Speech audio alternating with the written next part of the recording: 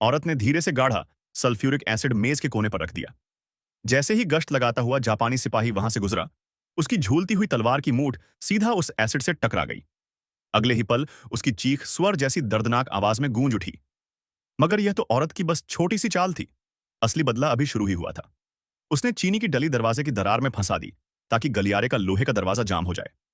फिर उसने दरवाजे के पीछे लटक रही बोतल को ठीक स्थिति पर टांग दिया और शराब से भरा लकड़ी का बक्सा घुमा दिया।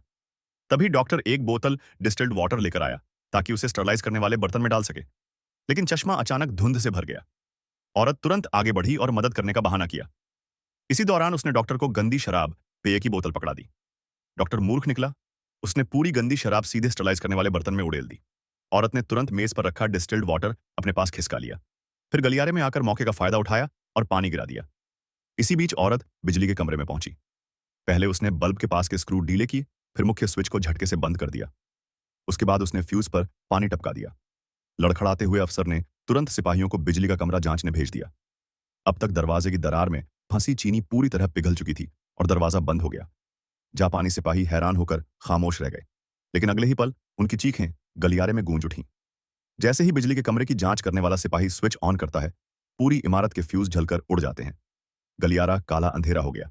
घबराए हुए सिपाही भागते हुए शराब की बोतलों से टकरा गए। शराब पूरे फर्श पर फैल गई। एक के बाद एक बोतल टूटती गई और गलियारा हड़कंप से भर गया। हालात बेकाबू होते देख अफसर ने गुस्से में गोली चला दी। तभी सिपाही थोड़े शांत हुए, लेकिन बिजली का कमरा जांचने गया सिपाही तेल का दिया लेकर भागता हुआ लौट आया। यह देखकर अफसर दंग रह गया। अचानक दिया उसके हाथ से फिसल गया और शराब से भीगी जमीन में आग लग गई। पल भर में गलियारा धधक उठा। जापानी सिपाही चीखते चिल्लाते हुए जलने लगे। कुछ ही देर में लपटें पूरी इमारत को घेर गईं।